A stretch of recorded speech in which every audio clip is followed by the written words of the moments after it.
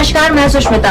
आप देख रहे हैं लाइव न्यूज नाउ। शुरुआत करते हैं देश दुनिया। हाँ, आज उनके द्वारा 61 दिन पूरे होने के संबंध में हमें जो है सूचित किया गया है कि हम आज से भूख हड़ताल में आमरण अनशन के लिए बैठ रहे हैं और जब तक हमारा ये मांग पूरी नहीं होती है हम आमरण अनशन करेंगे और ये मांग भी नहीं मानी जाती है तो हम जो है आत्मदाह के लिए भी तैयार हैं। और उनके द्वारा दो मांग की गई है। मुख्यतः पहली मांग तो ये है कि यहाँ पे सुरक्षा व्यवस्था कर दी जाए और दूसरा मांग है कि हमारा जो है ये स्वास्थ्य परीक्षण भी करते हैं। तो हमारे द्वारा ऐसे लेटर बन के चला गया है और उच्च अधिकारियों को हमारे द्वारा भेज दिया गया है कि इनका स्वास्थ्य परीक्षण भी होता रहे और इनके सुरक्षा की भी जो है वो कर दिया। जो भी चीज़ है ये उच्च अधिकारी का है। हमारा काम यहाँ से लेने के बाद ज्ञापन लेने के बाद उच्च अधिकारियों की सेवा में भेज देना है। वहाँ पर जो भी उच्च अधिकारी या शासन निर्णय लेता है उसी के आधार पर कार्रवाई। सुरक्षा के लिए हमने लिख दिया है, यहाँ से लिखवा के भिजवा दिया है और उच्च अधिकारी को सूचित भी कर दिया है इस बारे में। ऐसी तानाशाही रवैया अपनाते रहे, आज हमारे साथ हुआ है, कल आपके बच्चों के साथ होगा और हमेशा उत्पीड़न का शिकार रहेगा, क्योंकि यहाँ पर एक दूसरे की आवाज को दबाने का काम किया जाता है, क्योंकि कोई सुनने वाला नहीं है यहाँ पर। इसलिए आपको खुल के हमारा सहयोग करना पड़ेगा।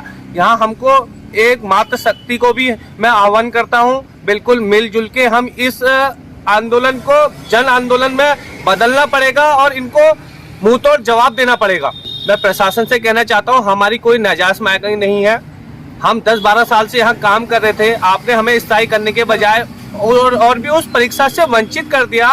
आप हमारे लिए हैं, लेकिन हमें इतना बेरुखी हमारे साथ क्यों है आखिर? अगर ये भूख हड़ताल से भी नहीं माने तो इसके बाद हम मजबूर हो गए आत्मदाह जैसे कदम उठाने पर भी विवश है। 62 दिन हो गए हैं और वैसे तो इससे पहले 2 महीने पहले से हम डीएलसी सब जगह सब गए, तो आज 4 महीने हो गए हैं घर में। आप एक सारे देखिए, पहले तो आपका धन्यवाद, क्योंकि आपके माध्यम से ही हमारी आवाज़ इनके कानों तक पहुंचती है। और नवरात्रि का पहला दिन है, आपको नवरात्रि की बधाई। आज 62 दिन हो गए हैं यहाँ पर बैठे हुए लगातार। 2 महीने लगातार बारिश में हमने यहाँ पर काट दिए हैं और 62वां दिन है जिसमें आज हमने यहाँ पर भूख हड़ताल शुरू कर दी है, जिसमें राजी दुमका जो श्रमिक हैं यहाँ के, ये यहाँ पर भूख हड़ताल में बैठे हुए हैं। आज इनके बाद फिर और सारे लोग तैयार हैं भूख हड़ताल में बैठने के लिए। अगर इस कदम के बाद भी कोई प्रशासनिक अधिकारी के माध्यम से या कोई हमारे क्षेत्रीय जनप्रतिनिधि के माध्यम से या हमारे कोई ऐसे लोग सामाजिक लोगों के माध्यम से अगर कोई वार्ता अगर सफल नहीं होती है तो हम फिर आमरण अनशन के बाद हम सामूहिक आत्मदाह करेंगे। एक आदमी नहीं करेगा, हम सामूहिक आत्मदाह करेंगे। और इसके लिए अभी तो हम आए हैं, अभी हमारी बीवियां, हमारे बच्चे, हमारी माताएं, हमारी बहनें, हम उनको भी लाएंगे यहाँ पर।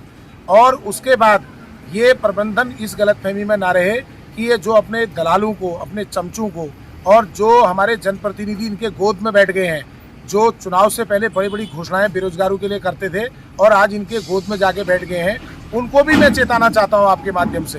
और मैं सरकार के बारे में तो क्या कहूं आपसे, आप मेरे से ज़्यादा जानते हो सरकार के हालात क्या है, प्रदेश में क्या हालात चल रहे हैं। आपको पता है सरकार पूरी निकम्मी हो चुकी है।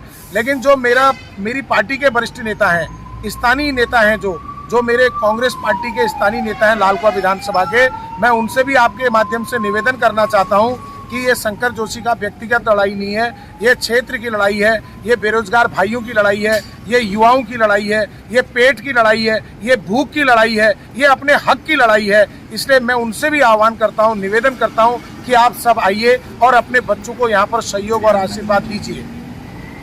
मैं तो तानाशाही रवैया अपना रहा था और कहते में ये लोग कैजुअल कब से काम कर रहे हैं, 10-10, 15-15 साल से काम कर रहे हैं। आज कहते हैं कि एज इनकी खत्म हो गई है, तो अब ये कहाँ जाएंगे साहब? ये उस दिन से लागू करें, ये तो इनका अपने नियम बना सकते हैं साहब। ये उस दिन से लागू एज कर दे जिस दिन से इन्होंने यहाँ से इन्होंने फैक्ट्री के अंदर प्रवेश लिया, उस दिन से इनके एज चालू करें। 40 साल 45 साल तो आजकल चल ही रहा सरकार में भी नियुक्तियों का, ये भी नियम बनाए अपने। सही पूर्ण रवैया है। यहाँ पर हमारे माननीय यशपाल आर्या जी भी आए, अभी हमारे पूर्व मुख्यमंत्री हरीश रावत जी भी आने वाले हैं, ये हमारे रमेश जोशी, शंकर जोशी जी, तमाम भी भास्कर भाई, तमाम लोग हमारे भाई लोग हमारे यहाँ पर कपिल साहब हैं। हम लोग तब समय समय पर आएंगे और आ रहे हैं, इनको समर्थन देंगे और इस सेंचुरी प्रशासन को बताएंगे कि सारे लोग बिके नहीं होते हैं, सारे लोग बिके नहीं होते हैं, कुछ लोग अच्छे भी हैं अभी, जिसकी वजह से दुनिया टिकी हुई है। आप ये भूल जाएं कि हमने सारा प्रशासन खरीद दिया है, लेकिन हम ईंट से ईंट बजा देंगे। इस सेंचुरी के प्रशासन को बता देंगे कि क्या होता है बेरोजगारों के साथ अन्याय करना, क्या उनकी जो थाली थी उस थाली को उनके मुंह से हटाने का क्या दुष्परिणाम होते हैं, हम इस सेंचुरी मैनेजमेंट को बता देंगे।